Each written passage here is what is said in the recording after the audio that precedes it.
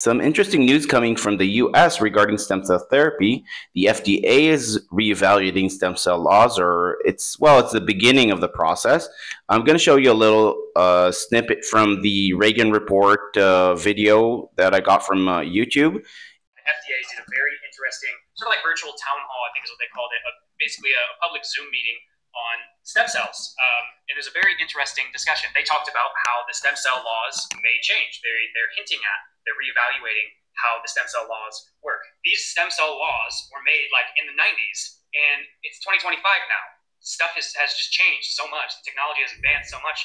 Maybe we do need to reevaluate how these things come to market and how we classify these things. Okay, so before I discuss exactly how this is going to affect us, people like me, I'm an autism dad. I have 4 children with autism. I'm neurodiverse myself, and my children have had stem cell therapy, both using their own cells from cord blood and getting donated cells from placentas and umbilical cord tissue. And I've seen results from it. So for me specifically, it's not going to stop me from getting stem cell therapy for my children or for myself, but it is something that I'm trying to help my community get access to. I help people get to stem cell therapy, mainly people from my country, from Israel. We don't have stem cell therapy here, except a small study that children with cord blood can get their own. That's how my 3rd and 4th children started their stem cell treatment. But for my eldest and for their additional treatments, we had to go abroad. We went to Serbia for treatments. There are people going to all over the world. So there are clinics that are working around the world and providing stem cell therapy for children with autism, children with CP, people with epilepsy, and then it's a very, very diverse treatment, and it can treat gastrointestinal issues and can treat pulmonary issues. If you have something that's bothering you enough and medication isn't working, then stem cell therapy is something that you should look into and see if it's something that can help you. For us, it cured epilepsy for my eldest and youngest child. They had refractory epilepsy. They're not responsive to medications, and it was a life-threatening condition, and it literally saved their lives. And it helped all my children with getting better communication skills and motor skills and things like that.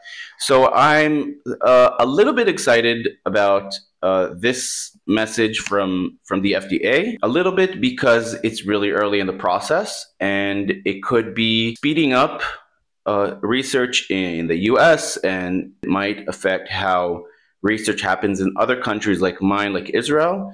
We do have stem cell research happening over here, but it's very slow. We're very behind the US. We were very behind other countries that have operational private clinics that you can go to and buy stem cells, get an infusion of stem cell cord blood or MSC from donated tissues, or do different kinds of different stem cell treatments. Also, it's important to mention that stem cell therapy is a very big word for a lot of different types of stem cells that can come from different sources, and not everything is relevant for everyone. So we're mainly dealing with either cord blood or MSC as stem cell treatments. For a lot of conditions, it is relevant, but of course not for everyone. And then it doesn't always work for everyone. That's also important to say. It's an experimental treatment still. An important disclaimer, I'm not a doctor.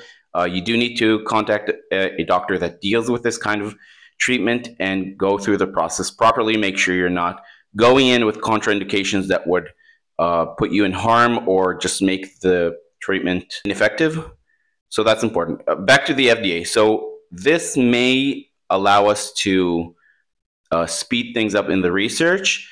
It may help the whole field lower the prices. Stem cell therapy is very expensive, and by having more people understand that it's something they can do legally, more doctors can do it legally, then there is more competition, and supply and demand will have the price lowered. I hope. I don't know. Or it could be that first of all, the regulation will make things more expensive, and more people will be willing to try it. So there will be a higher demand, and prices may go up. It's hard to tell. That was a question that was raised in one of the Facebook groups where I shared the YouTube video into.